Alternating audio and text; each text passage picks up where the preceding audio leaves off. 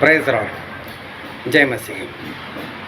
प्रभु से जब आखिरी न्याय करने के लिए बैठेंगे तब विश्वासी और अविश्वासी दोनों को जुदा करेंगे। तो बाईं ओर वो बकरों को, मतलब कि अविश्वासी लोगों को, और दाहिनी ओर भेड़ को, मतलब विश्वासी लोगों को इकट्ठा करेंगे। तो बाईं ओर वाले जो है नरक में जाएंगे। तो वो क्यों नरक में जाएंगे? ऐसा कौन सा काम है जिसके कारण नरक में जाएंगे? क्या कहीं आपके तो ऐसे काम नहीं? आप कहाँ जा सकते हो? ये जानने के लिए इस वीडियो को पूरा देखो। Hallelujah, hallelujah. एक बार फिर परमेश्वर का धन्यवाद करते हैं कि हमारे परमेश्वर ने एक बार फिर एक ही दिन में दूसरी बार हमको मौका दिया। परमेश्वर पिता का बहुत धन्यवाद। हम उसी वचन में आगे बढ़ेंगे जो आज हमने सुना, मत्ती रचित सुसमाचार और उसका 25वां अध्याय और 31 से लेकर आखिर तक जो वचन हम देख रहे थे उसी में हम आगे बढ़ेंगे। Hallelujah, hallelujah. सारे जाग रहे हो? जागने वाले सारे बोलो हालेलुया, हालेलुया। जोरों से हालेलुया, हालेलुया। हाँ, परमेश्वर पिता का धन्यवाद करते फिर एक बार फिर अपना मन और अपना ध्यान वचन की ओर लगाए रखना, ताकि परमेश्वर जो हमें कहना चाहते हैं वो हम समझ सकें और उसके अनुसार हम चल सकें। सुबह हमने देखा कि वो नरक, वाक्य झील, वो कितनी भयानक है और हम वहाँ पर जाना नहीं चाहते। और वो आग की झील वो परमेश्वर ने इंसान के लिए बनाई भी नहीं, वो तो शैतान के लिए बनाई। लेकिन इंसान ऐसे काम करते हुए वो नरक में वो चला जाता है। तो हमने देखा कि निंदा है, बुरी चीज़ की आदत लगी हुई है, तो सारी बातें हमको नरक में लेकर जाती है। लेकिन प्रभु सुने अपने सिंहासन के सामने सभी लोगों को इकट्ठा किया और जिस तरह से एक चरवाहा भेड़ और बकरे को अलग करता है, उसी तरह से परमेश्वर ने भी दो लोगों को अलग किया और अपनी दाहिनी ओर उन्होंने भेड़ लोगों को रखा, मतलब कि विश्वासी लोगों को रखा। और ये जो विश्वासी लोग हैं, भेड़ जो है, उनको परमेश्वर अपने स्वर्ग में वो लेकर जाएंगे। तो परमेश्वर जब अपने लोगों को स्वर्ग में लेकर जाएंगे, लेकिन जो दाहिनी ओर थे उनको परमेश्वर ने एक नाम दिया और वो नाम था भेड़। मतलब परमेश्वर जो भेड़ है उनको अपने साथ स्वर्ग में लेकर जाएंगे। तो परमेश्वर जो बाईं ओर वाले हैं उनको बकरा क्यों कहते हैं और दाहिनी ओर वाले जो है उनको भेड़ क्यों कहते हैं? और बकरे को क्यों नहीं लेकर जाएंगे और भेड़ को क्यों लेकर जाएंगे? और बाइबल में एक वचन पढ़ते हम, यूहन्ना रचित सुसमाचार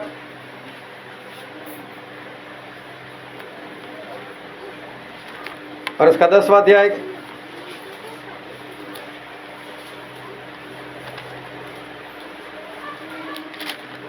यूहन्ना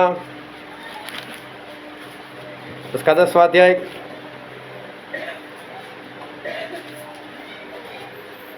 और हम पढ़ेंगे दूसरे वचन से। परंतु जो द्वार से भीतर प्रवेश करता है वह भेड़ों का चरवाहा है। उसके लिए द्वारपाल द्वारा खोल देता है और भेड़ें उसका शब्द सुनती है और वह अपनी भेड़ों को नाम ले लेकर बुलाता है और बाहर ले जाता है। और जब वह अपनी सब भेड़ों को बाहर निकाल चुकता है तो उनके आगे आगे चलता है और भेड़ें उसके पीछे पीछे हो लेती है, क्योंकि वे उसका शब्द पहचानती है। परंतु वे पराये के पीछे नहीं जाएगी, परंतु उससे भागेगी, क्योंकि वे परायों का शब्द नहीं पहचानती। हालेलुया। यहाँ भेड़ के बारे में कुछ लिखा है कि जो भेड़ है वो चरवाहे के पीछे चलती है। चरवाहा मतलब प्रभु यीशु, वो आगे आगे चलते हैं और भेड़ जो होती है वो पीछे पीछे चलती है। चरवाहा मतलब प्रभु यीशु, उनको जो चलना था उन्होंने चलकर बता दिया, कैसा जीवन जीना है, क्या करना है, कितना बोलना है, कैसे बोलना है, वो सब कुछ प्रभु यीशु ने सिखा दिया हमको। अरे भेड़ कौन है? तो भेड़ वो है जो वही रास्ते पर जाती है। हालेलुया। भेड़ कौन से रास्ते पर चलती है? जिस रास्ते पर प्रभु यीशु चले। जिस रास्ते पर प्रभु यीशु चले उस रास्ते पर कोई जमीन जायदाद नहीं है। उस रास्ते पर धनवान होना नहीं है। उस रास्ते पर अच्छे अच्छे कपड़े पहनना नहीं है। लेकिन जिस रास्ते पर प्रभु यीशु चले उस रास्ते पर क्रूस है। हालेलुया। जिस रास्ते पर प्रभु यीशु चले उस रास्ते पर क्रूस है, मौत है हमारी। उस रास्ते पर हमारा सताव है। उस रास्ते पर हमारा जेल जाना है। उस रास्ते पर वक्त से पहले परमेश्वर के नाम से हमारा मरना है। ध्यान से समझना, भेड़ वो है जो चरवाहे के पीछे चलती है, और चरवाहा जिस रास्ते पर चले उस रास्ते पर पैसा नहीं है। अगर कोई ये समझता है कि मैं प्रभु यीशु के पीछे जाऊं और मुझे बहुत पैसे मिल जाएंगे, मैं धनवान हो जाऊंगा, तो ये बात गलत है। अगर कोई चाहता है कि मैं प्रभु यीशु के पीछे जाऊं, मेरा कारोबार बहुत बढ़िया सा चले, मेरी कमाई बहुत बढ़ जाए, तो ये गलत है। उस रास्ते पर तो क्रूस है, उस रास्ते पर तो मौत है, उस रास्ते पर तो सताया जाना है, उस रास्ते पर दुख है, मुसीबतें हैं। प्रभु यीशु का पूरा जीवन देखना कि उनके जीवन में सभी लोग प्रभु यीशु को मारने के लिए, उनकी परीक्षा करने के लिए उनके पीछे पीछे आते थे। उनके सुनने वाले बहुत कम थे, लेकिन मारने वाले, सताने वाले ज़्यादा थे। तो क्यों लोग मारने के लिए आते? क्यों लोग सताव के लिए पीछे आते? क्यों लोग हमसे बैर रखते प्रभु यीशु के नाम से? इसका कारण क्या? तो प्रभु यीशु ने दाहिनी ओर वाले से कहा कि जब मैं भूखा था तो मुझे खाना खिलाया, मैं प्यासा था तो मुझे पानी पिलाया, मैं नंगा था तो मुझे वस्त्र पहनाए, मैं परदेसी था तो मुझे अपने घर में रखा, मैं बीमार था तो मुझे मिलने के लिए आए, और मैं जेल में था तो मेरी सुधि ली। बोले इस कारण तुम लोगों ने इतना काम किया, इस कारण तुम सभी लोग स्वर्ग में। और यही एक काम ऐसा है जिसके कारण इंसान सताया जाता है। यही वो कारण है जिसके कारण लोग हमसे बैर रखते हैं। क्योंकि सबसे पहला काम यहाँ पर प्रभु ने ऐसा कहा, मैं भूखा था और मुझे खाना खिलाया। क्या प्रभु से कभी भूखे हो सकते? क्या उनको खाना खाने की जरूरत है? नहीं। लेकिन प्रभु ने ऐसा कहा, मेरे भाइयों में से किसी एक को किया तो मुझसे किया। अभी परमेश्वर कौन से भूख की बात कर रहे? कोई गरीब है जिसके पास पैसा नहीं है, कोई भीख मांग रहा है, उसके पास खाने का नहीं है, आपने खाने का दे दिया, आज उससे उसकी मुसीबत कम नहीं होने वाली। एक वक्त का खाना उसको मिल गया, दूसरे वक्त उसको फिर वही काम उसको करना है। दूसरी बार फिर वो भीख मांगेगा, फिर कोई खाना दे देगा, दूसरे दिन फिर वही, तीसरे दिन फिर वही। उसकी समस्या नहीं जाएगी खाने से। प्रभु यीशु के पास 2 अंधे आए, दोनों भीख मांग रहे थे। प्रभु यीशु ने उनको 1 रुपया तक नहीं दिया, कुछ भी नहीं दिया, ना खाना दिया, ना रोटी दी, ना मछली दी, कुछ भी नहीं। लेकिन प्रभु यीशु ने उनकी आंखें खोल दी। क्यों? समस्या हमेशा के लिए दूर। आप देख सकते हो, जवान हो, काम करो, खाओ पियो, हमेशा की समस्या परमेश्वर दूर कर दे। तो प्रभु यीशु वो देखते, वो हल ऐसा निकालते जो हमेशा का हो। तो बोलते प्रभु यीशु कि मैं जब भूखा था मुझे खाना खिलाएगा, तो एक बार खिलाओगे, 2-4 घंटे के बाद फिर भूख लगने वाली है। परमेश्वर कौन से खाने की बात कर रहे हैं? प्रभु यीशु ने कहा कि तुम्हारे पूर्वज, तुम्हारे बाप दादा लोग, उन लोगों ने मन्ना खाया और मन्ना खाकर मर गए, लेकिन मैं वो जीवन की रोटी हूं जो आसमान से आई हूं। हालेलुया। प्रभु यीशु जीवन की रोटी है। प्रभु यीशु ने कहा मुझे खाना है, मेरा मांस सही में खाना है, मेरा लहू सही में पीना है। प्रभु यीशु ने कहा कि आदि में शब्द था, वचन था, वचन परमेश्वर के साथ था और वचन ही परमेश्वर था। यूहन्ना 1:1 में लिखा है। और वो वचन मतलब प्रभु यीशु। प्रभु यीशु कहते हैं मैं ही जीवन की रोटी और मैं ही वचन।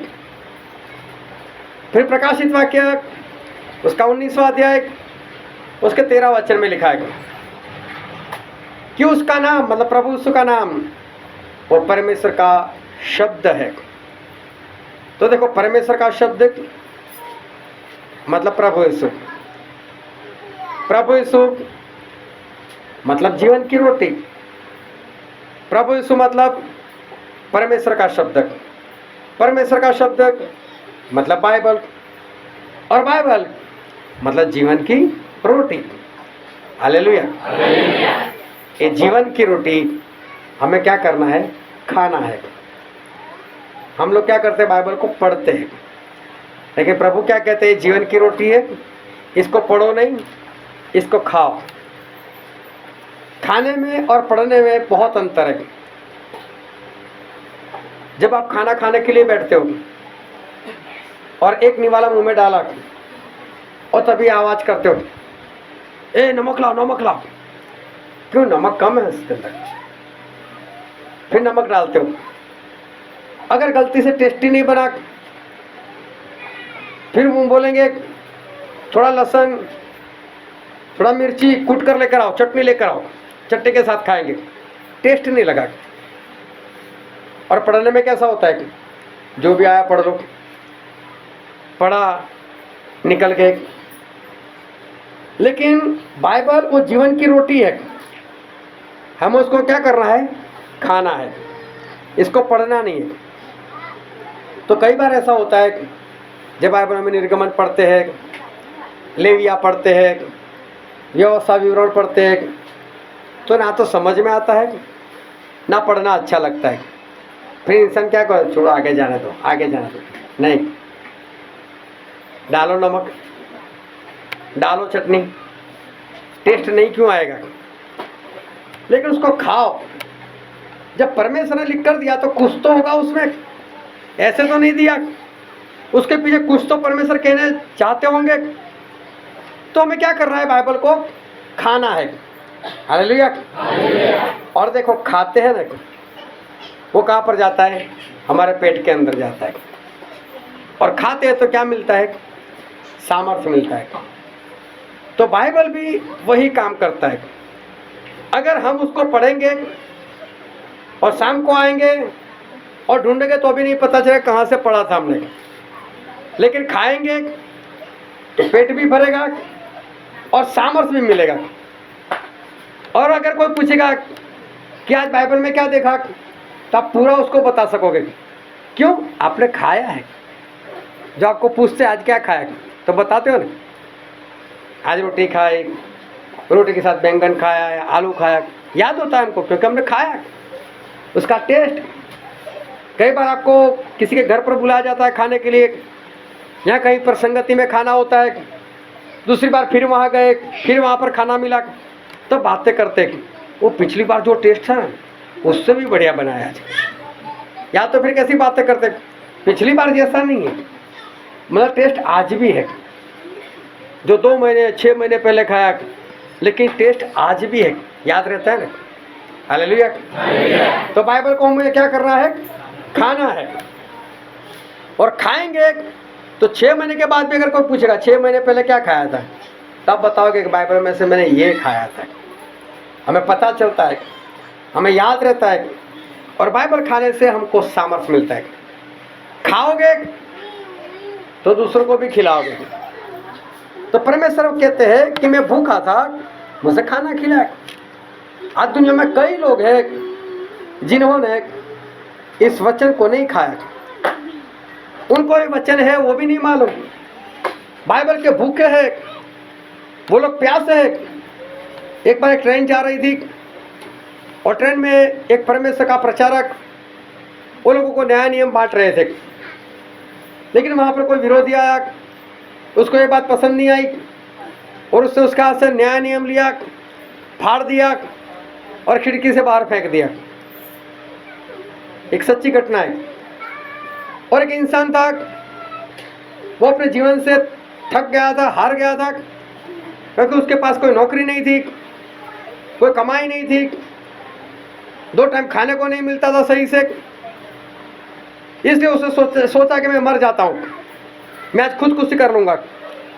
और वो खुदकुशी करने के लिए गया, और जहाँ से ट्रेन जा रही थी तो उसने सोचा कि मैं वहीं पर पटरी पर मेरा सर रख दूंगा, मेरी गर्दन रख दूंगा, ट्रेन जाएगी और मैं ख़त्म हो जाऊंगा। अभी वो वहाँ पर ट्रेन की पटरी के पास पहुँच तो गया, लेकिन ट्रेन आने में कुछ वक्त था। तो तभी उसने देखा कि वहाँ पर एक कागज़ पड़ा हुआ है, तो टाइम पास करने के लिए उसको लिया और वो पढ़ने लग गया। और वो नया नियम का वो टुकड़ा था जिसे किसी मसीह के विरोधी ने फाड़कर ट्रेन में से फेंक दिया था। वो ट्रेन तो चली गई थी, एक टुकड़ा यहाँ पर रह गया, और उस टुकड़े पर यही लिखा हुआ था कि जीवन की रोटी मैं हूँ, जो कोई मुझसे खाएगा वो कभी ना मरेगा। इंसान ने सोचा ये रोटी अच्छी है, एक ही बार खाओ और इंसान मरे ही ना। मैं तो इसी के कारण मरने के लिए आया यहाँ पर, मैं तो मरना चाहता हूँ, मरना कैंसल। बोले जीवन की रोटी क्या है? अभी कागज का टुकड़ा ही था, उसको ये नहीं मालूम ये कागज का टुकड़ा कहाँ से, कौन सी किताब से, लेकिन मरने का प्लान कैंसिल कर दिया। अब कोई भी मिल रहा है तो उसको ये पढ़ाता है कि भाई साहब ऐसा लिखा है इसमें कि जीवन की रोटी मैं हूँ, जो कोई मुझसे खाएगा वो कभी नहीं मरेगा। ये कौन सी किताब में लिखा हुआ है, क्या आपको मालूम है? और कहीं से उसको उत्तर नहीं मिल रहा है। एक बार वो बाजार से गुजर रहा था, और वहाँ पर परमेश्वर का एक दास बीच बाजार में लोगों को सुसमाचार दे रहा था, और उसने उस वक्त वही पद बोला, बोले यीशु मसीह कहते हैं जीवन की रोटी मैं हूँ, जो कोई मुझसे खाएगा वो कभी ना मरेगा। और इंसान जाते जाते उसे सुन लिया, अरे इसको तो मैं ढूंढ रहा हूँ। वो गया उसके पास कि भाई साहब आपने अभी बोला हो कहाँ पर लिखा है? बोला बाइबल में लिखा है। बोले क्या है बाइबल, दिखाओ। बाइबल लिया, परमेश्वर की पहचान हुई, बाइबल पढ़ने लग गया, और मालूम है परमेश्वर उसको अपनी सेवा में इस्तेमाल करने लग गए। हालेलुया। ऐसे बहुत सारे लोग हैं जो वचन के भूखे हैं, उनको मालूम नहीं है कि वचन है, उनको नहीं मालूम कि सच्चाई है क्या, बस दर दर भटकते हैं, कोई चंगाई पाने के लिए, कोई छुटकारा पाने के लिए, कोई अपनी परिस्थिति बदलने के लिए, लेकिन उनको कहीं पर भी भोजन नहीं मिल रहा है, उनके पास ये बाइबल के वचन नहीं आ रहे। कई लोग हैं ऐसे भूखे, और परमेश्वर कहते हैं कि ऐसे भूखे जो लोग हैं उनको खिलाओ, हालेलुया। लेकिन कौन खिला सकता है? जो खुद भूखा हो तो क्या खिलाएगा? पहले हमें पेट भरना है, पहले हमें इस वचन को खाना है। एक बार एक ऐसा ही परमेश्वर का दास और किसी घर में हम इकट्ठा थे, और वो पहले वहां आते जाते रहते थे। तो मैंने बोला चलो हम यहाँ पर इकट्ठा हो तो आप कुछ वचन दो। बोले ठीक है मैं वचन देता हूँ। और बाइबल कभी इधर घुमा रहे, कभी इधर घुमा रहे, कभी इधर कभी उधर। 10-15 मिनट हो गए, फिर मुझे बोलता है आप ही दो ना वचन। बोले मुझे कुछ वचन नहीं मिल रहा है। सोचो, पुराना नियम नया नियम दोनों साथ में, उसको बाइबल से कुछ मालूम ही नहीं। क्यों सामने वालों को नहीं खिला पा रहा है? क्योंकि खुद भी भूखा है। जब खुद को ही नहीं मालूम तो दूसरे को क्या बताए? पहले वचन को खाओ और फिर जो ऐसे भूखे हैं उनको वचन खिलाओ। परमेश्वर रोटी सब्जी की बात नहीं कर रहे, वो चिकन बिरयानी की बात नहीं कर रहे, वो कर रहे अपने जीवन की रोटी की बात। परमेश्वर बोलते वचन को खिलाओ। प्रभु ने कहा उस दाहिनी ओर वाले को कि जो जब मैं प्यासा था मुझे पिलाया।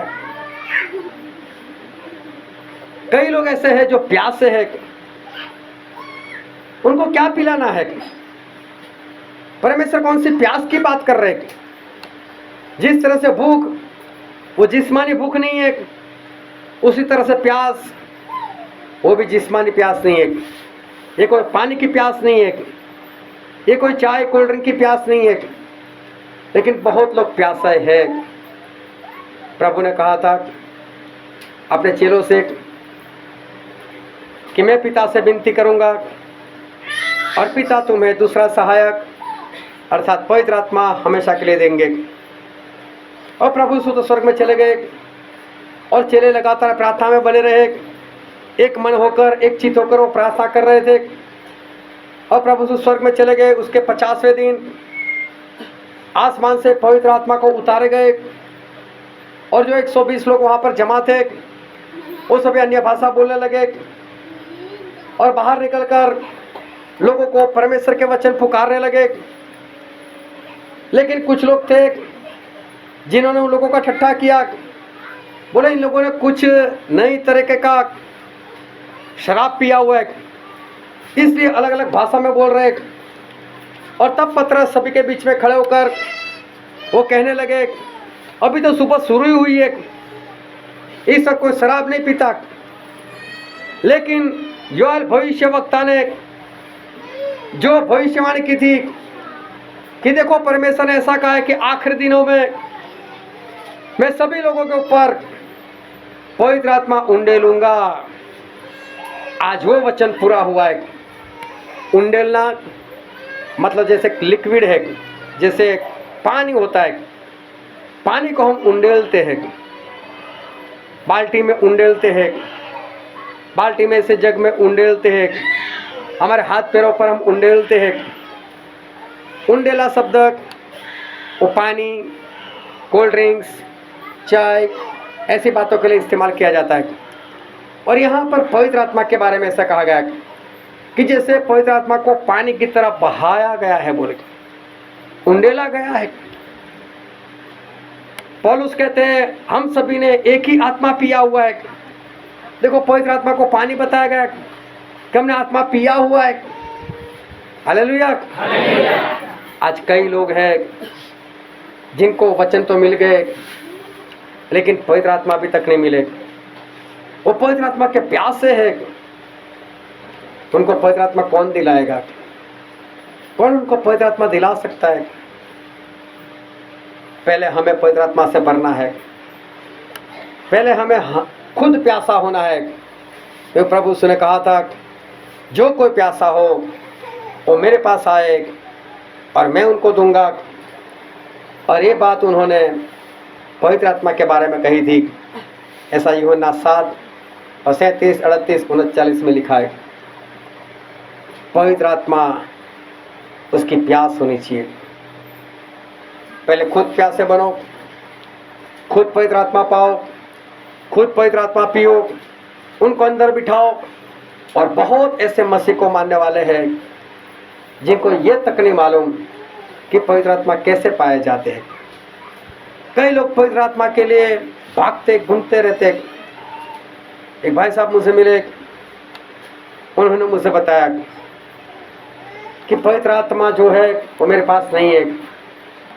मैंने अपने पास्टर से बात की कि मुझे पवित्र आत्मा चाहिए, तो पास्टर हंसने लगे, बोले मुझे 9 साल के बाद मिला था, मैं पास्टर था तो भी, तो तुझे क्या मालूम कब मिलेगा। अभी सोचो, लोग प्यासे हैं और उसको कोई पवित्र आत्मा नहीं दिला सकते। पास्टर भी ऐसी बातें कर लेते हैं। बाइबल में पढ़ना, जैसे ही बपतिस्मा होता था वैसे ही पवित्र आत्मा मिल जाते थे, वैसे ही लोग पवित्र आत्मा से भर जाते थे। लेकिन आज लोग पवित्र आत्मा को ढूंढ रहे हैं, उनके प्यास से है। वो प्यास आपको बुझानी है अगर आपको स्वर्ग में जाना है।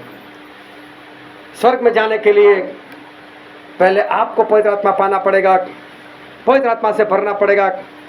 और जितने लोग पवित्र आत्मा के प्यास से है उनको आपको पवित्र आत्मा दिलाना पड़ेगा, क्योंकि प्रभु ने कहा मैं प्यासा था और तुम लोगों ने मेरी प्यास बुझाई।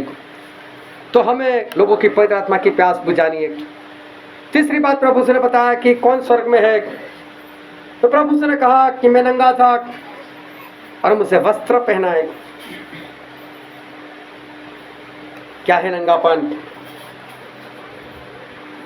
जब प्रभु सुने प्रकाशित वाक्य में 7 पत्र लिखी और उसमें जब आखिरी पत्र लिखा तो इस जमाने की कलीसिया को परमेश्वर ने बताया कि तू तो ऐसा कहता है कि मैं धनवान हूं, मेरे पास बहुत संपत्ति है और मैं किसी का गरजवान नहीं। और आज देखो, कभी बड़े बड़े पास्टर के बारे में देखना, सब पैसे वाले हो गए।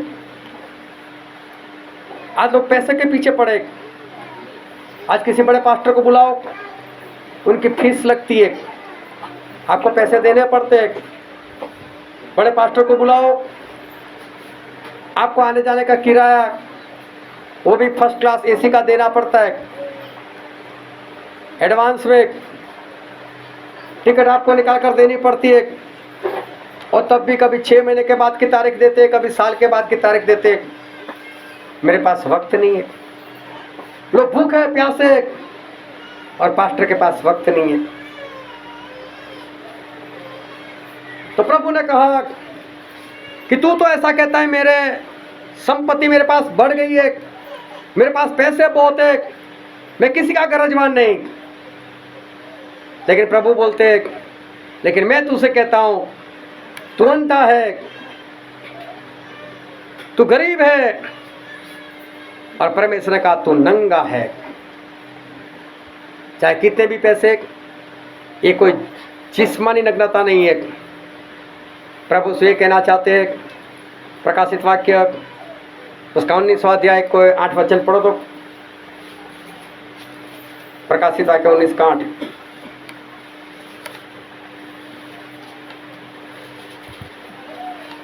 और उसको शुद्ध और चमकदार महीन मलमल पहनने का अधिकार दिया गया, क्योंकि उस महीन मलमल का अर्थ पवित्र लोगों के धर्म के काम है। हालेलुया।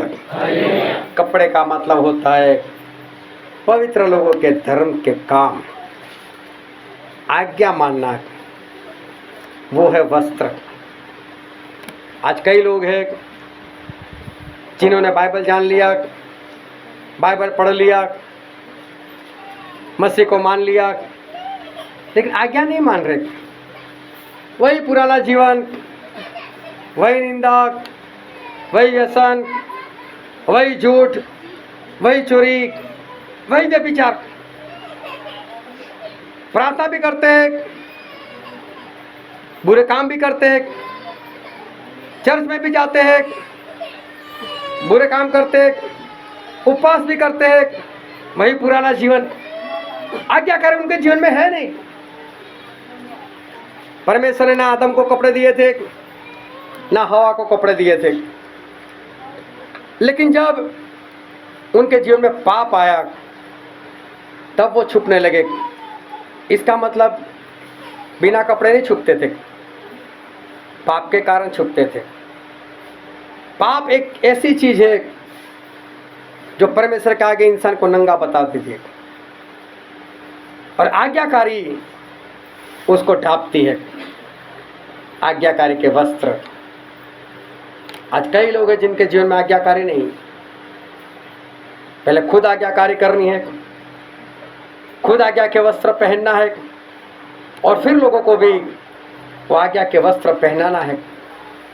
प्रभु यीशु कहते हैं कि मैं तुम्हें स्वर्ग में इसलिए लूंगा क्योंकि मैं जब नंगा था मुझे वस्त्र पहनाए। तो वस्त्र है आज्ञाकारी। फिर प्रभु कहते हैं कि मैं परदेसी था, मुझे अपने घर में रखा। इस कारण स्वर्ग में परदेसी मतलब अनजान लोग, जिसको हम जानते नहीं। आज कितने लोग ऐसे हैं जो परमेश्वर से दूर है, जो परमेश्वर को जानते नहीं, परमेश्वर को समझते नहीं। ये बाहर वाले परमेश्वर है ऐसा समझते, ये हमारा परमेश्वर नहीं, ये तो अंग्रेज लोगों का परमेश्वर। वो नफरत करते हैं उनसे, समझ नहीं रहे कि परमेश्वर एक ही है, वो परमेश्वर से दूर है। और कई लोग ढूंढते हैं। एक इंसान थे, हो सकता है आपने उनका नाम सुना हो। उनको नाम दिया गया साधु। उनका नाम था सुंदर सिंह, लेकिन उनके आगे नाम जोड़ दिया गया साधु। साधु सुंदर सिंह 14 साल के थे और क्रिश्चियन स्कूल में पढ़ते थे, लेकिन सिख परिवार से थे और मसीह को बड़ी नफरत करते थे। बोले यीशु वो तो है ही नहीं, वो हमारा परमेश्वर है ही नहीं, वो तो अंग्रेज का है। और वो थे भी अंग्रेज के ज़माने में, बहुत नफरत करते थे। एक बार स्कूल से उनको बाइबल दिया गया, उन्होंने बाइबल को जला दिया। तो बड़ी नफरत करते थे, लेकिन साथ में ढूंढ भी रहे थे कि सच्चे परमेश्वर है कौन, कौन है सच्चा। उनका घर में देख कर आया। उनके घर के पीछे खेत है, और खेत में से एक रेलवे की लाइन जाती है। उस रात उन्होंने तय किया, सुबह 4:30 या 5:30 बजे ट्रेन जाने वाली थी। बोले तब तक जो भी परमेश्वर मुझे दिखाई दे, और तब तक मुझे परमेश्वर नहीं दिखाई दिए तो मैं अपने आप को मार दूंगा। इतने बेचैन हो गए। और उस रात उनको एक प्रकाश दिखाई दिया, और प्रकाश में से आवाज आई कि मैं यीशु हूँ जिसको तू सता रहा है। और तब उन्होंने यीशु मसीह को ग्रहण किया। बहुत लोग हैं जो ढूंढ रहे परमेश्वर को, जो अनजान है हमसे, जो बिना परमेश्वर के हैं, जो हमारे लिए परदेसी अन्य जाति के हैं। एक बार हम भी अन्य जाति से थे, लेकिन हमको परमेश्वर मिले। किसी ने तो नाम दिया, आज वो काम हमें करना है। जैसे परदेसी लोग हैं जो परमेश्वर को नहीं जानते, उनको परमेश्वर के बारे में बताना है, उनको हमारे पास खींच कर लेकर आना है, उनको परमेश्वर के साथ हमें जोड़ना है। प्रभु कहते हैं मैं परदेसी था, तब आपने मुझे अपने घर में रखा, इसलिए मैं तुम्हें स्वर्ग में लेता हूं। हमें लोगों को जिनके पास परमेश्वर नहीं है, ऐसे लोगों को परमेश्वर के बारे में बताना है। हालेलुया। फिर प्रभु ने कहा कि मैं जेल में था, तुमने मेरी सुधि ली, इस कारण तो स्वर्ग में। जेल की बात है। कई लोग हैं जो शैतान के बंधन में फंसे हुए, शैतान ने उनको जकड़ कर रखा है, उनको कैदी बना कर रखा है। कई लोग ऐसे हैं जिनको शराब के नशे में ऐसा लगा दिया है कि सुबह से शाम तक कुछ नहीं करता, लेकिन जैसे ही वक्त होता है वो अपने आप भागने लग जाता है। जहाँ शराब मिलती है वहाँ चला जाता है, और शराब पीकर आ जाता है। वो कितना भी अपने आप को रोकना चाहे वो रोक नहीं सकता है। वो बोलता है जैसे मुझे कोई खींच कर लेकर चला जाता है। एक वक्त आता है और उस वक्त पर वो अपने आप पर काबू नहीं कर पाता, वो चला जाता है। अगर पैसे नहीं तो घर से चोरी कर लेकर जाता है। अगर पैसे नहीं तो किसी से मांग कर लेकर चला जाता है। अगर पैसे नहीं तो घर की कोई चीज़ बेच कर भी, लेकिन वो पक्का नशा कर लेता है, क्योंकि शैतान के बंधन में इस तरह से जकड़ा हुआ है। ऐसे बहुत सारे लोग हैं। एक इंसान था जिसका बाइबल में जिक्र है, जिसको पूरी सेना ने जकड़ा हुआ था। उसके पास कोई नहीं जाता था। मरकुस 5:1-20 में इसकी बात लिखी हुई है। और प्रभु से वहाँ पर गए और उसको छुटकारा दिया। ऐसे कई लोग हैं जो शैतान के बंधन में फंसे हुए। हो सकता है व्यभिचार का बंधन हो सकता है जादू टोना का बंधन हो सकता है शराब या ऐसी कोई चीज़ों का बंधन हो। ऐसे लोगों को हमें मिलना है, नफरत नहीं करनी है। ऐसे लोगों को छुड़ाना है, उसको आज़ादी दिलानी है। यीशु मसीह के नाम से आज़ादी दिलानी है। और फिर प्रभु से बोलते हैं कि जब मैं बीमार था आप लोग मुझे देखने के लिए आए। जब प्रभु यीशु बात कर रहे कि मैं बीमार था, और आज कई लोग ऐसे हैं जो आत्मा में कमज़ोर पड़ चुके हैं, अच्छे से चल रहे थे, लेकिन मालूम नहीं क्या उनके जीवन में कौन सी घटना आ गई, कैसे ऐसी बात आ गई कि आज वो लोग आत्मा में कमज़ोर हो चुके हैं, आत्मा में बीमार हो चुके हैं। और ऐसे लोगों के पास हमें जाना है। नफरत नहीं कर रही कि कितना आगे बढ़ा हुआ था, कितना आगे बढ़ी हुई थी, क्यों भी संगति में नहीं, क्यों भी सही से नहीं चलता, जाओ उसके पीछे, उसके पास जाकर मेहनत करो, उसको बचाने का प्रयत्न करो, उसको बचा लो।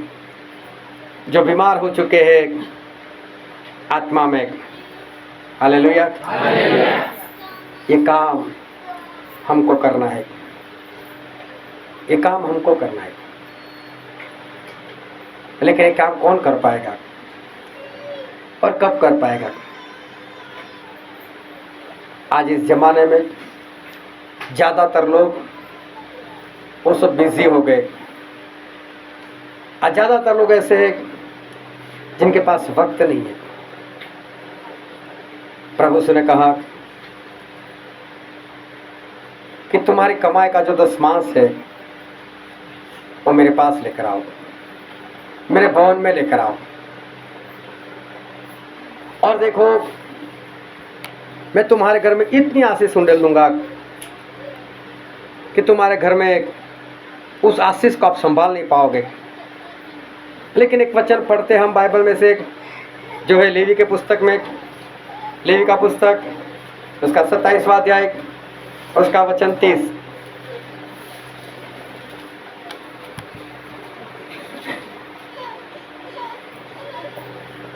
फिर भूमि की उपज का सारा दशमांश, चाहे वह भूमि का बीज हो चाहे वृक्ष का फल, वह यहोवा ही का है, वह यहोवा के लिए पवित्र ठहरे। हालेलुया, सारे बोलो हालेलुया। देखो यहाँ पर ऐसा लिखा है, भूमि का बीज और भूमि का फल, मतलब इस धरती से जितना कुछ पैदा होता है उस सभी का दशमांश परमेश्वर कहते हैं मेरा है और मेरे लिए पवित्र है। हालेलुया, सारे दशमांश वो बोलते हैं मेरा है, परमेश्वर का है और परमेश्वर के लिए पवित्र है। अभी ध्यान से समझना, आदम को परमेश्वर ने किससे बनाया था? मतलब भूमि से बनाया था। तो हम भी इसी मिट्टी की रचना है। हालेलुया, हम भी इसी भूमि की उपज है। और परमेश्वर बोलते हैं इस भूमि से जो भी पैदा होता है उसका दशमांश यहोवा का है और यहोवा के लिए पवित्र है। अगर हम भी इस मिट्टी से पैदा हुए तो हमारा दशमांश, अब कमाई के दशमांश की बात नहीं है, आप चाहे जॉब करते हो, नौकरी करते हो, या खेत में काम करते हो, मजदूरी करते हो या कारोबार करते हो, जो भी करते हो, उस कमाई की बात नहीं कर रहा मैं। हम खुद भी इस मिट्टी की पैदाश है, हम इसी में से पैदा हुए।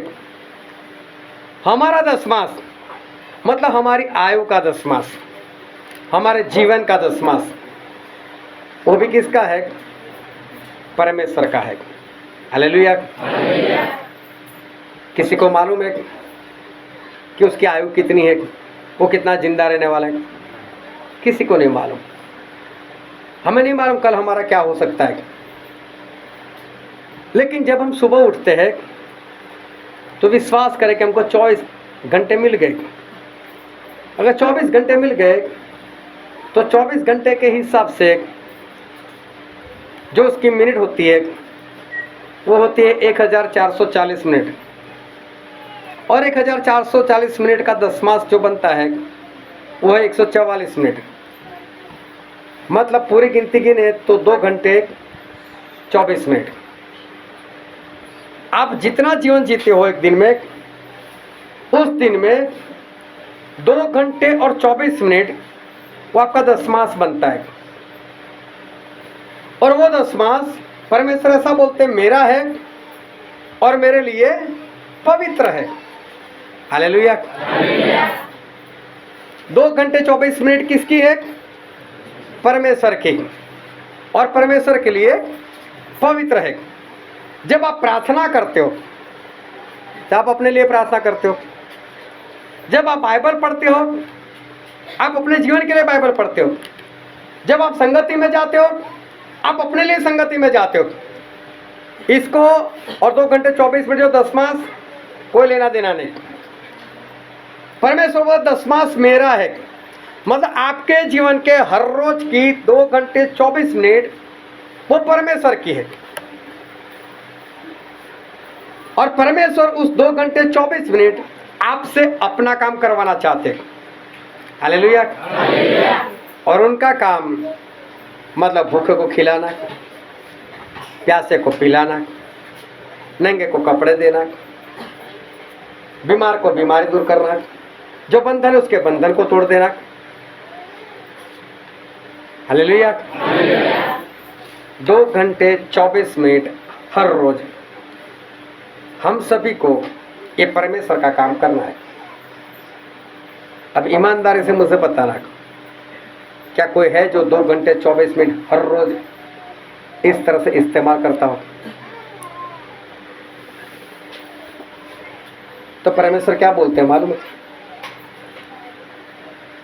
जो दशमांश नहीं लाता, मुझे देता नहीं, वो मुझे लूट लेता है। और लूटना और चोरी करना दोनों में बहुत अंतर है। चोर को आप कभी नहीं देख पाओगे। क्यों? क्योंकि आपको चोरी तभी पता चलती है जब चोर चला गया होता है। अगर आपके सामने से चोर जा रहा है, वो आपके घर में ही आ रहा है, लेकिन आप जाग रहे हो, आपने उसको देखा, तो कौन सा आपके घर में चोरी करने के लिए आने वाला है? वो तो सीधा सीधा निकल जाएगा। और आपको भी कैसे पता चलेगा चोर था? नहीं पता चलने वाला। चोर कभी भी दिखता नहीं, वो चोरी करके चला जाता है, तभी पता चलता है कि चोर आया था मेरे घर में। ये अच्छी बात है चोर की।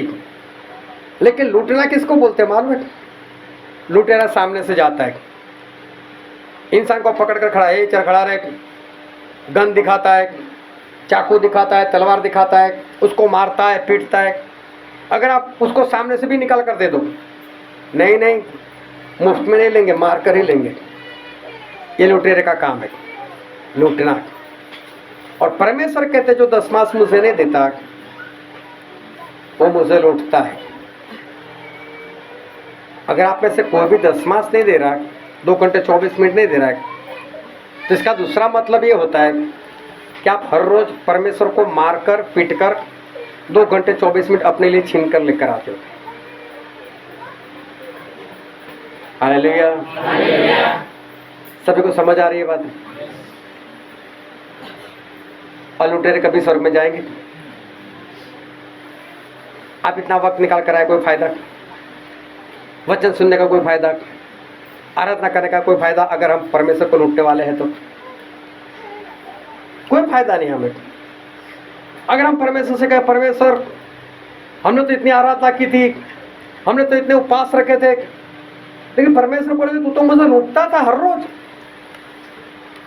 हालेलुया। तो आज से क्या करना है? लूट करना बंद। हालेलुया।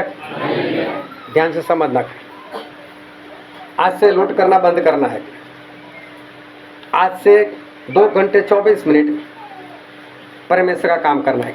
फायदा आपका है। क्यों? आप किसी भूखे को खाना दे सकोगे, प्यासे को पिला सकोगे, परदेसी को अपने पास रख सकोगे, जो नंगा है उसको कपड़े दे सकोगे, जो जेल में है उसकी देखभाल कर सकोगे, जो बीमार है उसकी सुधि लोगे। और ये काम करने के कारण आप कहाँ जाओगे? स्वर्ग में पहुंच जाओगे। वरना नरक तो हमने देखा, नरक तो भयानक है, और आग की झील वो तो उससे भी भयानक है, वहां तो जाने जैसा है ही नहीं। तो आज से हमें क्या करना है? हर रोज 2 घंटे 24 मिनट वो परमेश्वर के काम के लिए निकालना है। आप अपने घर में बाइबल पढ़ते हो, अपने लिए पढ़ते हो, वो तो अलग से ही है, लेकिन 2 घंटे 24 मिनट आपको परमेश्वर के काम के लिए निकालना है। आप देखना कभी जितने लोग जो स्मार्टफोन इस्तेमाल करते हैं, मालूम नहीं 2-2, 3-3 घंटे तो ऐसे ही वीडियो देख कर निकल जाता है और पता भी नहीं चलता है। ये मत समझो कि 2 घंटे 24 मिनट बहुत ज़्यादा है। सामने 21 मिनट और 21 घंटे और 36 मिनट आपके पास अभी भी पड़े हुए। उसमें आप अपना कारोबार करो, अपनी जॉब करो, मजदूरी करो, जो भी करना है करो। हालेलुया। सारे बोलो हालेलुया। सारे अपना ध्यान इधर बना कर रखो, क्योंकि शैतान नहीं चाहता आप स्वर्ग में जाओ, इसलिए वो आपके दिल दिमाग में ये वचन जाने देना नहीं चाहता। ठीक है, अपना ध्यान बनाए रखो। 2 घंटे 24 मिनट हर रोज, चाहे संडे हो, मंडे हो, चाहे कोई भी दिन हो, लेकिन हर रोज 2 घंटे 24 मिनट वो परमेश्वर की है। और किसी भी हाल में आपको 2 घंटे 24 मिनट वो परमेश्वर के काम के लिए निकालना ही निकालना है। अभी आप सोच रहे हो कि 2 घंटे 24 मिनट कोई बात नहीं, कौन सी बड़ी बात मैं निकाल दूंगा। सही में इतना आसान नहीं है। आज आपने तय कर लिया कि यहाँ से जाने के बाद मैं 2 घंटे 24 मिनट निकालूंगा, लेकिन पहले ये सोचो जाओगे किसके पास? किसको मिलने के लिए जाओगे? कौन है भूखा? कौन है प्यासा? कौन है नंगा? कौन है परदेसी? कौन है जेल में? कौन है बीमार? ये ढूंढना आसान नहीं है। पहले आपको देखना पड़ेगा ये सब कुछ। शुरुआत करो अपने घर से। क्या आपकी पत्नी, क्या आपका पति, क्या सही में स्वर्ग में जाने के लिए योग्य है? नहीं, पहले उसको पकड़ो, अपने बच्चों को पकड़ो, अपने रिश्तेदारों को पकड़ो, अपने आसपास में बढ़ो, अपने पड़ोसियों के पास जाओ। बात वैसे कोई बड़ी भी नहीं है, लेकिन बात इतनी छोटी भी नहीं कि आसानी से कर पाओ, क्योंकि शैतान बीच में आता है। और ये काम के लिए कौन सा वक्त निकालना है? तो सबसे पहले जिसको आप मिलना चाहते हो उसके पास आपको कौन से वक्त पर जाना है, कब पहुंचना है कि वो मुझे फ्री मिले, कब मैं जाऊं तो वो मेरे साथ बातचीत कर सके। पहले ये सब कुछ आपको देखना पड़ेगा।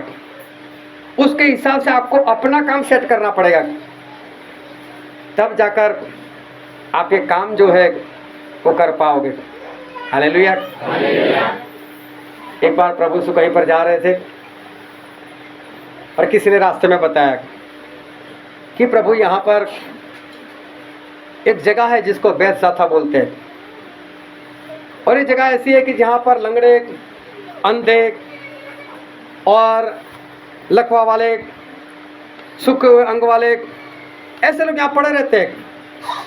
और कारण ये है कि यहाँ पर एक कुंड है और उस कुंड का पानी कभी कभी एक स्वर्गदूत आकर हिलाता है और उसके बाद जो भी उसमें सबसे पहले गिरता है उसको चाहे कोई भी बीमारी हो लेकिन चंगाई मिल जाती है। तो प्रभु यीशु ने सब कुछ जाना और उनको पता चला वहाँ पर एक इंसान ऐसा है जो 38 साल से बीमार अवस्था में पड़ा है। उसकी आयु कितनी मालूम नहीं, लेकिन 38 साल से तो बीमार पड़ा हुआ है। प्रभु यीशु गए उसके पास, उसको जाकर इतना पूछा कि भाई साहब चंगा होना चाहता है, और उसने अपनी पूरी कहानी बता दी कि प्रभु जब जब पानी हिलता है तब मेरे पास ऐसा कोई इंसान नहीं जो मुझसे उठाकर सबसे पहले पानी में डाल दे। मेरे पास कोई नहीं है और मेरे से कुछ होता नहीं है। कुछ होता तो मैं कब से गिर गया होता। मैं कुछ करने के लिए जाऊँ उससे पहले तो कोई गिर जाता है। मेरे से कुछ नहीं हो रहा है। और देखो ऐसे ऐसे 38 साल उसके जीवन में बीत गए सिर्फ बीमारी के। और बाइबल पढ़ना, प्रभु से उसको ये नहीं बोला चल मैं तुझे चंगाई देता हूँ, चल मैं तुझे बल देता हूँ, चल मैं मेरा हाथ तेरी ओर बढ़ाता हूँ, चल तू उठ जा। कुछ भी नहीं बोला। लेकिन प्रभु ने क्या बोला मालूम है? उठ और अपनी खाट उठाकर चल फिर। हालेलुया। प्रभु ने ऐसा बोला, उठ अपनी खाट उठा और चल फिर। यूहन्ना 5:1-9 में ये सारी बातें लिखी हुई है। अभी वो इंसान उठ गया और खाट उठाकर निकल गया। एक बार प्रभु यीशु एक चर्च में गए तो वहां पर एक इंसान मिला जिसका हाथ सूखा हुआ था और हाथ सूख कर ऐसा मुड़ गया था। वो कहीं पर भी आपस ऐसे घूम रहा था। प्रभु से उसको देखा तो प्रभु से उसको क्या बोला मालूम है? ए तेरा हाथ मेरी ओर बढ़ा, ऐसे लंबा कर। बोला हाथ अभी लंबा होता तो करता नहीं, वो ऐसे क्यों घूमता? लेकिन जब प्रभु से बोला ना तो उससे करने का प्रयत्न किया तो हो गया।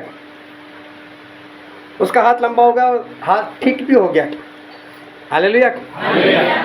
ध्यान से समझना कि परमेश्वर इस वचन से क्या कहना चाहते हैं। आज परमेश्वर आपको क्या सिखाने के लिए जा रहे हैं?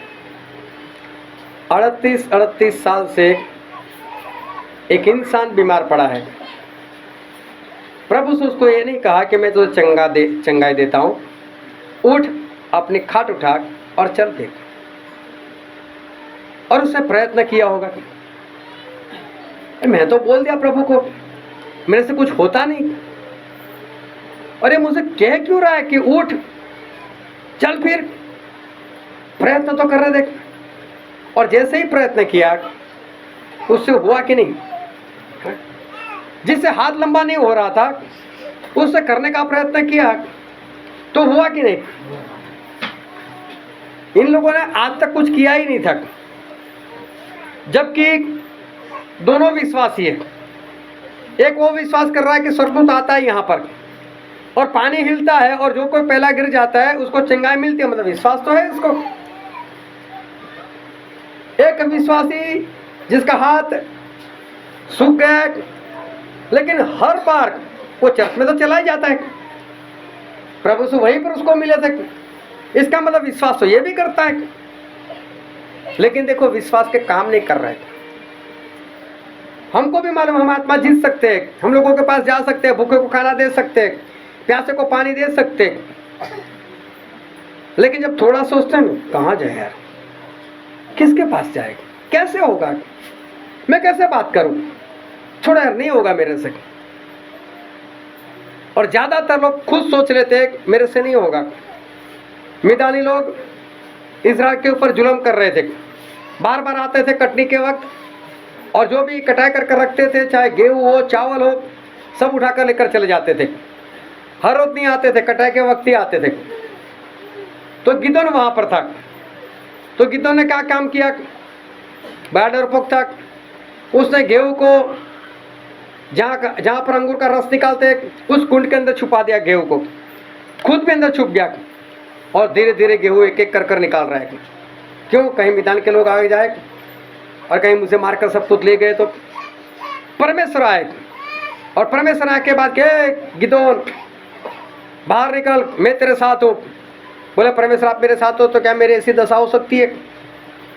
क्या हम इस्राएल लोगों की ऐसी परिस्थिति हो सकती है? हम तो गरीब हो गए, मैदान के लोग लूट लूट कर जा रहे।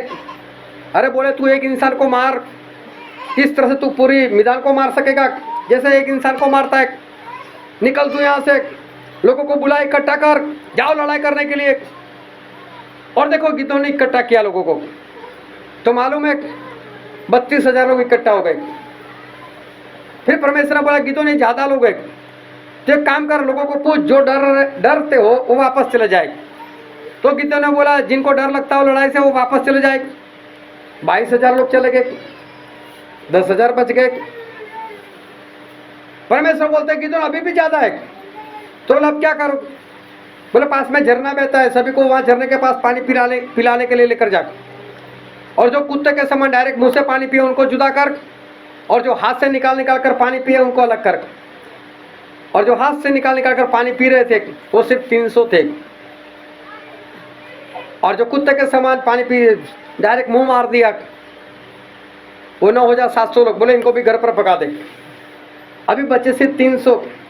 गिदोन को बोला जा 300 को लेकर जा, लड़ाई कर आ, विजय मिलेगा। और गिदोन लड़ाई करने के लिए निकले, और देखो 300 के जरिए लड़ाई जीत कर आएगा। क्या प्रभु ने उसको बोला था मैं तुझे बल देता हूँ? क्या प्रभु ने बोला था मैं तुझे सामर्थ्य देता हूँ? तो आज तक गिदोन लड़ने के लिए क्यों नहीं निकला? आज क्यों निकला? क्योंकि पहले से ही मान लिया था हम नहीं जीत सकते। मैदान के लोग सामर्थ्य, मैदान के लोग ये कर सकते, मैदान के लोग वो कर सकते। बिना लड़े ही पहले ही हार मान ली थी। 38 साल से बीमार, वो 38 साल से यही सोच रहा था मैं नहीं उठ खड़ा सकता, मैं उठ नहीं सकता, मैं बैठ नहीं सकता, मैं कुछ नहीं कर सकता। प्रभु ने कहा बोला मैं तुझे चंगा देता हूँ। प्रभु ने बोला उठ चल, तो उससे प्रयत्न किया तो हुआ उससे। प्रभु ने बोला इफिसी 6 के 12 में कि हमारी लड़ाई शैतान के सामने है। और मालूम है लोग डर के मारे पहले से ही बोलते हैं हमको नहीं लड़ना, बस हम तो हार गए, शैतान के सामने कैसे लड़ सकेंगे। गोलियत हर रोज बोलता है, हर रोज बोलता है कोई एक आओ मेरे सामने लड़ने के लिए, कोई एक आओ, कोई एक आओ। हम मानते उसकी हाइट बॉडी ज़्यादा थी, लेकिन सामने शाऊल कौन सा कम था? एक शाऊल 1,000 को मार सकता था। तो गोलियत पे कितनी ताकत होगी? 100 को मारने की, 200 को मारने की, लेकिन शाऊल में तो 1,000 को मारने की ताकत थी। तो 1,000 को मार सकते थे वो, तो गोलियत को आसानी से मार सकते थे, लेकिन देखकर डर गए, मैं नहीं लड़ सकता इसके साथ। 40 दिन तक सिर्फ शाऊल नहीं, पूरे इस्राएल के लोग सोच रहे हम नहीं लड़ सकते, हम हार जाएंगे। हालेलुया। बात को समझना, इंसान बिना लड़ाई हार मान लेता है, लेकिन दाऊद आए, दाऊद ने बोला मैं लड़ने के लिए जाऊंगा। और दाऊद के हाथ में तलवार भी नहीं, तलवार पकड़ भी नहीं सकती, इतने छोटे। बोले मैं इसको मार सकता हूँ, मैं मार दूंगा। क्यों? एक बार भालू ने मेमने को ले लिया था और दाऊद पीछे भागे। उनको कहाँ मालूम था कि मैं भालू को मार सकता हूँ। प्रयत्न किया तो मार दिया, हिम्मत बढ़ गई। दूसरी बार शेर आया, बोले कोई बात नहीं तू भी आ जा, उसको भी मार दिया। अभी विश्वास और बढ़ गया, मैं कर सकता हूँ। बोले गोलियत उसको भी मार सकता हूँ। और इससे बड़े बड़े लोग वो लड़ाई से पहले हम नहीं मार सकते, हम तो हार जाएंगे। हालेलुया। परमेश्वर ने लड़ाई को बोला है कि हमारी लड़ाई शैतान के सामने है, तो पहले लड़ो तो सही। हार जाएंगे वो बात की बात है, देख लेंगे हार गए तो। इस्राएल के लोग जासूसी करने गए, वहां से रोते रोते आए, बोले वहां तो राक्षस लोग रहते, परमेश्वर को मरने के लिए लेकर आए। अरे पहले लड़ो तो सही, बाद में देखी जाएगी। बिना लड़े इंसान हार मान लेता है। और इसलिए आज परमेश्वर जिस वचन से हमसे बातचीत किए, वो परमेश्वर हमें यही कहना चाहते हैं, वो परमेश्वर हमें यही बताना चाहते हैं कि मैं भूखा था, मुझे खाना खिलाया, मैं प्यासा था, मुझे पिलाया। हम सोचते हैं किसके पास जाए, कैसे करे, कब होगा, कैसे होगा। लेकिन एक बार उठकर निकलो तो सही, करने का प्रयत्न करो तो सही। और हम जो करते हैं ना, उसको परमेश्वर फल देते हैं। हम जो सोचते हैं ना, उसमें फल नहीं देते। हाँ बेटा, तूने बहुत अच्छा सोचा, नहीं, वो हमको फल सोचने के अनुसार नहीं देने वाले, हमारे करने के अनुसार देने वाले। और इसलिए करने के लिए हमें क्या करना है? उठना है। नरक में जाने जैसा है नहीं, नरक भयानक सा है। और आग की झील जो आने वाली है वो तो उससे भी भयानक है। इतनी गर्मी अगर सहन नहीं हो सकती, तो वहाँ का तापमान मालूम है? जो नरक है आज का, उस नरक का तापमान बोलते हैं 2800 डिग्री। 1400 डिग्री में लोहा पिघल जाता है, और वहाँ का तापमान उससे डबल है। और जो आग की झील बनेगी, मालूम नहीं उसका तापमान कितना होगा।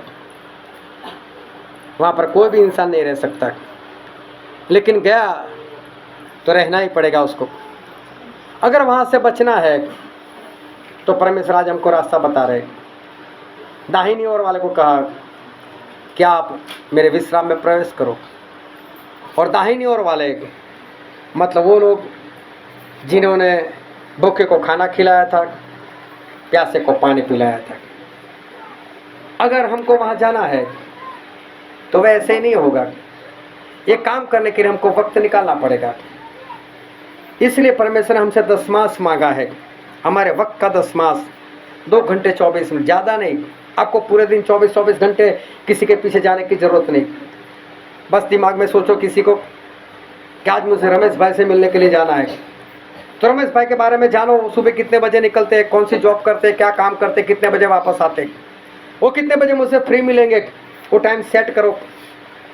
किसी जगह पर एक नोटबुक बनाओ, उसमें लिखो आज मुझे इतना काम करना है, और उस टाइम के हिसाब से चलो। नहीं तो दूसरे दिन याद आएगा, कल तो मैंने उस रमेश भाई को मिलने को सोचा था, वो तो हुआ ही नहीं। लिख कर करो काम, और देखना याद रह जाएगा। टाइम होगा, आप जाओगे उनके पास, प्रार्थना करोगे और प्रार्थना कर कर जाओगे, और काम होगा। एक बार मैं किसी चर्च में चला गया, और वहाँ पर एक बूढ़े पति पत्नी थे, और वो जो चर्च था वहाँ पर बपतिस्मा नहीं दिया जाता। और मैंने पति पत्नी को देखा तो दोनों बहुत अच्छे से आराधना कर रहे थे, अपना हाथ उठाकर आराधना कर रहे थे। मेरे अंदर दया सी आ गई, ये पति पत्नी बूढ़े भी है, मालूम नहीं कितना दिन तक जिंदा रहेंगे, और इनको बपतिस्मा के बारे में मालूम भी नहीं होगा, और दूसरी बात समझना चाहेंगे भी नहीं, क्योंकि उनको वही सिखाया जाता है कि हमने जो बोला वही से। अब कोई भी माने कोई भी बुलाए, कैसे डूबकर बपतिस्मा लिया जाता है, मानने का नहीं है। अब उनको बताने के लिए कौन जाए। लेकिन मैंने उनको देखा तो मुझे ऐसा हुआ कि आराधना इतनी अच्छी करते हैं, लेकिन फिर भी जाएंगे नरक में। इनको बचाने के लिए कुछ करना पड़ेगा। मैंने परमेश्वर से प्रार्थना की, परमेश्वर मैं इनको मिलना चाहता हूँ, मेरे लिए रास्ता खोलो। जैसे वो चर्च खत्म हुआ, मैं उनके पास गया, मैंने उनसे बात की। बोले तू तो कभी उनको मिलने के लिए नहीं आता। मैंने बोला आज ही आता हूँ। देखो मैं तो पूछना चाहता था, मैं मिलना चाहता था, लेकिन मैंने चाहत रखी। परमेश्वर से बोला तू लोग सामने से मुझसे बोल रहे आप मिलने के लिए नहीं आते। बोला कब आऊँ? बोला अभी आ जाए 1 घंटे के बाद, तब तक हम खाना खाकर फ्री हो जाएंगे। बोला ठीक है। घर पर जाकर मैंने एक बार फिर से प्रार्थना की। मैंने बोला परमेश्वर मुझे इनको बपतिस्मा के बारे में बताना है, मुझे इनको सिखाना, वो लोग मान जाए, ऐसा कुछ करो। क्योंकि जहाँ पर इन लोगों ने शिक्षा ली है वहाँ तो बपतिस्मा मानते नहीं है। तो प्रभु मेरा हल करो। मैं वहाँ पर गया, रास्ते में यही सोच रहा था कहाँ से बात शुरू हो गई, कैसे बात शुरू हो गई। मैं जैसे ही वहाँ पर गया, सबसे पहले उन्होंने मुझे सवाल किया, बोले आपने बपतिस्मा लिया? मैंने बोला मैंने तो लिया, मैं तो आप दोनों को देना चाहता हूँ। बोले हमको भी चाहिए। लोग भूखे थे, प्यासे थे। बहुत लोग ऐसे करना चाहेंगे तो कर पाएंगे, लेकिन मैं सोच कर बैठा रहता नहीं यार तो ऐसी कलीसिया से है, ये लोग नहीं मानेंगे मेरा, मैं कितना भी समझाऊंगा तो नहीं मानेंगे, तो मैं जाता भी नहीं, मैं करता भी नहीं, होता भी नहीं, और वो लोग भी नरक में चले जाते। लेकिन जब हम अपना कदम उठाएंगे तो परमेश्वर पक्का हमारे जीवन में काम करेंगे। हालेलुया। और परमेश्वर हमको आत्मा जीतने में वो सहायता करेंगे, हमारे परमेश्वर हमको मदद करेंगे, क्योंकि हमारे परमेश्वर वो सच्चे हैं। हालेलुया। एक सवाल पूछना चाहता हूँ, क्या आज हमने कुछ बातें हमने देखी, और एक बात हमने वो देखी कि नरक वो कितना भयानक है, और आग की झील वो तो उससे भी कई गुना ज़्यादा भयानक है। और जो नया यरूशलेम आने वाला है वो आज जो स्वर्ग है उससे भी बहुत गुना बेहतर है। स्वर्ग बहुत ही अच्छा है, वहाँ पर बिना दिन है, वहाँ पर बिना रात है, वहाँ पर भी आपकी आयु बढ़ने वाली नहीं, चाहे कितने भी साल गुजर जाए, क्योंकि दिन ही एक ही है, अंधेरा होता ही नहीं, रात होती नहीं वहाँ पर। इधर अंधेरा और आग, उधर जीवन और प्रकाश। हालेलुया। दाहिनी ओर वाले जीवन और प्रकाश में जाएंगे, और बाईं ओर वाले उस आग की झील में जाएंगे जहाँ पर अंधेरा है। वहाँ से वो निकलना चाहेगा, लेकिन कोई जगह नहीं निकलने की, कोई रास्ता नहीं बचा। और स्वर्ग ऐसा है कि वहाँ से निकलना कोई चाहेगा नहीं, वहाँ से कोई नहीं निकल सकता। परमेश्वर ने बातें बताई, क्या हम करेंगे, कैसा काम करेंगे कि हम नरक में जाएंगे, और हम क्या करेंगे कि हम स्वर्ग में जाएंगे। ये दोनों बातें आज परमेश्वर ने हमको सिखाई है। हालेलुया। आओ सभी अपनी आंखों को बंद करो और अपने मस्तकों को प्रभु से आगे झुकाओ, और कोई शब्द मत बोलना, कोई प्रार्थना करने लग मत जाना, लेकिन परमेश्वर की आवाज़ अभी भी हमारे बीच में है, उसको ध्यान से सुनना। सभी लोग अपनी आंखें बंद रखें।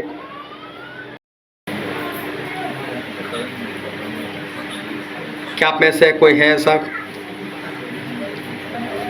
कि जो बीड़ी, सिगरेट, तंबाकू, जर्दा या ऐसा कुछ खा पी रहा हो?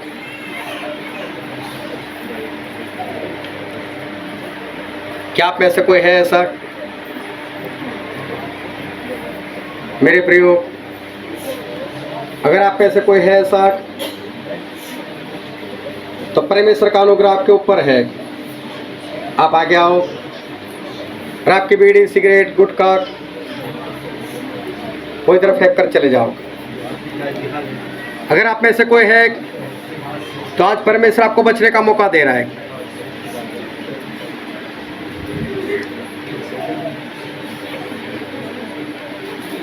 परमेश्वर आपसे बहुत प्रेम करते हैं। अगर कोई है, हो सकता है शैतान आपको फंसा दिया हो और आप ऐसे कोई गलत बातों में आ चुके हो, लेकिन मेरे प्रियो आज परमेश्वर आपको बचाना चाहते हैं। अगर किसी के पास गुटखा हो, ऐसी कोई भी चीज़ हो, तो परमेश्वर आपको एक मौका और दे रहे हैं। आप आगे आकर फेंक सकते हो। बस आपके लिए प्रार्थना होने वाली है और परमेश्वर उस व्यसन से आपको हमेशा के लिए आज़ाद कर देंगे। अगर आप में कोई है, अभी भी बाकी है, तो मेरे प्रियो आगे आकर फेंक दो उसको। हिम्मत करो, नरक से बचने की हिम्मत करो। अगर आप वो हो कि आप किसी की गलत बातें करते हो, किसी की निंदा करते हो, चाहे कोई झूठाई हो, लेकिन आप किसी के आगे उसकी बातें करते हो, तो अपना हाथ सिर्फ उठाओ। अगर आप में वो निंदा का पाप है,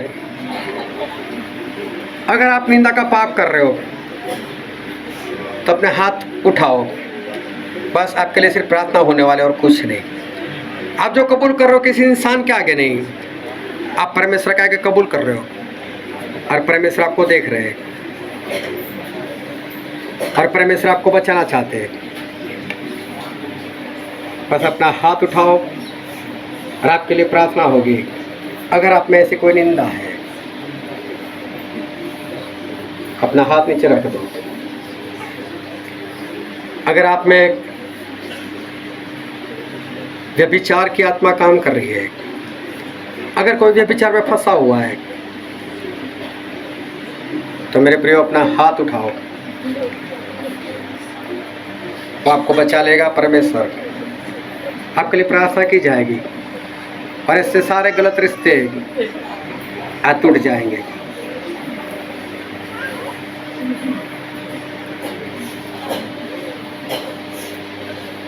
मेरे प्रियो, अगर आपका जीवन व्यभिचार में है तो परमेश्वर आपको बचाना चाहते हैं। अपने हाथों को नीचे कर लो। अगर आप वो हो कि जिसके अंदर झूठ की आत्मा काम करे, आप झूठ बोल रहे हो, चाहे रोज चाहे कई बार आपसे झूठ बोला जाता है, अगर आप वो हो तो अपने हाथ को उठाओ एक बार। अगर आपसे झूठ बोला जाता है तो अपने हाथों को उठाओ। परमेश्वर आज आपको झूठ से आज़ाद कर देंगे। परमेश्वर झूठ की आत्मा को आपके अंदर से हमेशा के लिए निकाल देंगे। मेरे प्रियो, अगर झूठ है तो अपने हाथ को एक बार उठा लो। Thank you ji.